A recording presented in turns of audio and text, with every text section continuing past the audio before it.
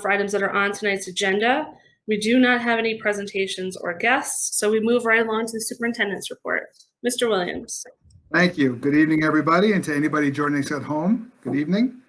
So October 19th through October 23rd marks National School Board Recognition Week, and we will not be having a meeting during that week. So I wanted to take a moment to thank the members of the school board for their dedication and the work they do on behalf of both the students and the community here at Tri-Valley.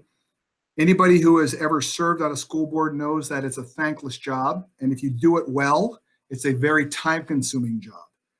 It's nothing that's taken lightly, and I can tell the members of the community that our board is focused on creating the best educational experience for our students possible and for caring for members of our community. So I want to take a moment to thank our school board members for their service, and we will formally celebrate this more at our next meeting, which will be in November. But thank you to all of you. It is also National Principals Month. And I wanted to take a moment to recognize our secondary school principal, Mr. David Pulley, and our elementary principal, Mrs. Jen Williams.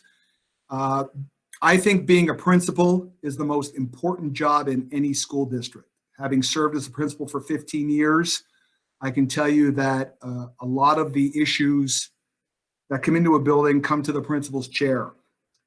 Nobody signed up to be a principal in a COVID pandemic. So the leadership and the direction and the focus that they've shown over the last 7 months has been greatly appreciated by me, and I'm sure by the community. And I want to take this moment to thank them publicly and to let the community know that, in my opinion, their children are in very good hands with both of these individuals. Thirdly, the secondary school has scheduled an open, instead of their open house, is going to do parent-teacher conferences on October 21st. 5-week reports are going out either tomorrow or Monday. So on October 21st from 8 a.m. to 4 p.m. and 6 p.m. to 8 p.m., parents can schedule appointments with their child's teachers and have conversations about their 5-week reports. I will tell you that some of the results of our 5-week reports are not what I hoped they would be in the secondary school. I want to remind all students and parents that this is not March of last year, that the rules have changed and the expectations have changed. So this is a great opportunity for a parent to meet personally with a teacher, and we hope the student will be there as well, to review expectations, to review work that is missing, or to review any changes that need to be made at the 5-week mark, so the students have a good 5 weeks to correct it if they're having issues and move forward. I can tell you that in the secondary school, as of now, we have over 300 class failures. And that's only 5 weeks in, so that's not the quarter. That means nobody has failed yet. But it certainly does indicate that there are some kids who have either not gotten it with regards to expectations or are having problems instructionally. And we need to rectify that as quickly as possible so we get them back on track. So I urge parents to take advantage of that and start reaching out to your child's teachers now.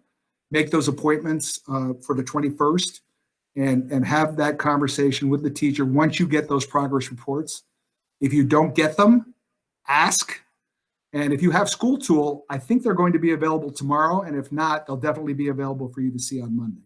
We have asked the teachers to give kids authentic grades, not just averages or not just ranges, but the actual grade in the class with very specific comments as to why the child received that grade, good or bad.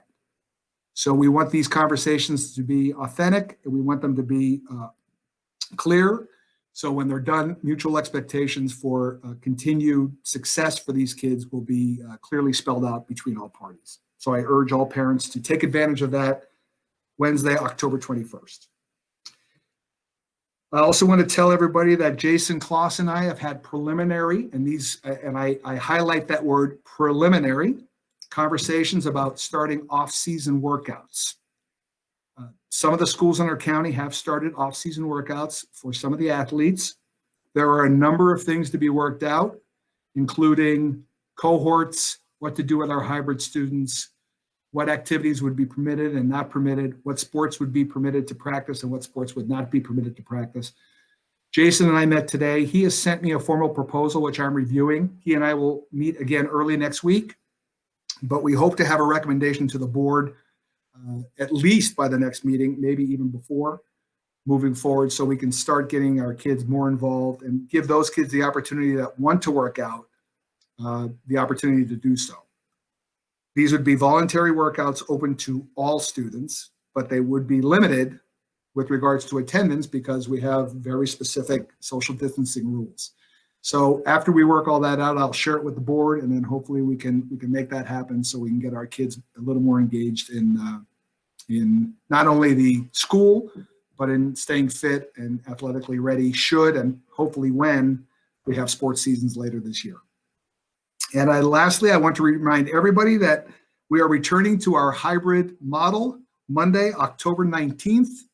So drop off and pickup remains exactly the same. Busing remains exactly the same. And we look forward to having those Monday, Tuesday students back on Monday and then seeing our Thursday, Friday students later in the week. And I hope that we'll be open a little longer than 2 weeks this time.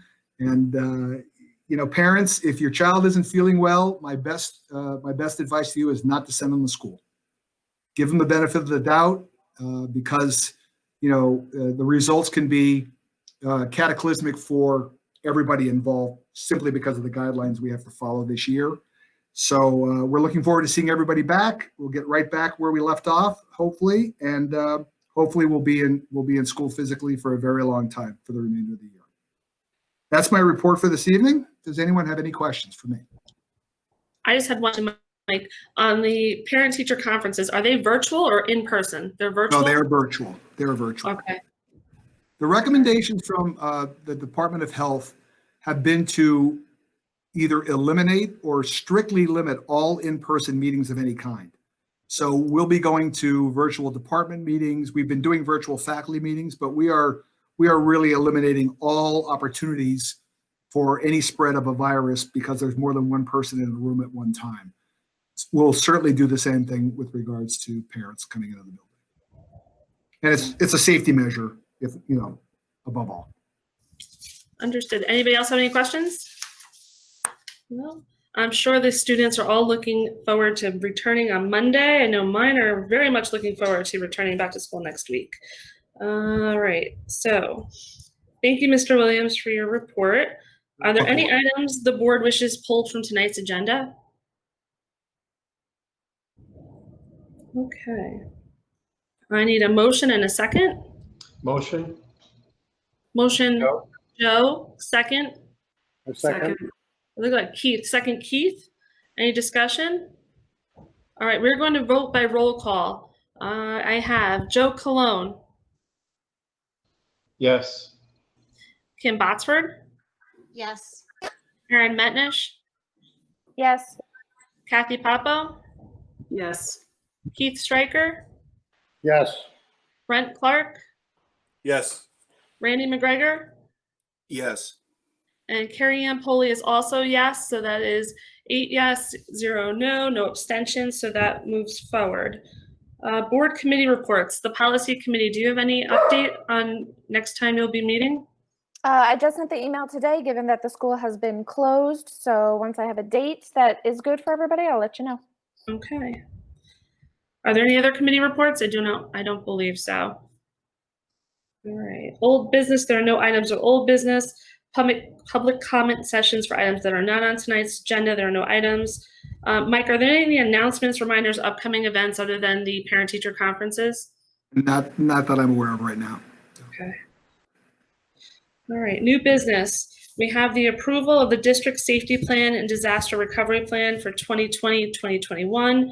Be it resolved, the board approves the district safety plan and disaster recovery plan for the year 2020-2021 as attached to the public portion of the agenda. I need a motion and a second. Motion. Motion, Kathy. Looks like second, Kim. Any discussion? All right, we will vote by roll call. Joe Cologne, Yes. Kim Botsford, Yes. Erin Metnish, Yes. Kathy Papo, Yes. Keith Stryker, Yes. Brent Clark, Yes. Randy McGregor, Yes. and Carrie Ann Polly is also a yes. So that is 8 yes, no no's, no abstentions. So that moves forward. At this time, there's no need to go into an executive session this evening. So I need a motion to adjourn. Motion, Motion. Joe. Motion, Joe. I second. Second, Keith. Yeah, sure. All right, we're going to do one more roll call, guys. Joe Colon, Yes. Kim Botsford, Yes. Aaron Metnish, Yes. Kathy Papo, Yes. Keith Stryker, Yes. Brent Clark, Yes. Randy McGregor, Yes. and Carrie Ann Polly is also yes. So that concludes tonight's meeting. It's 7:14 p.m.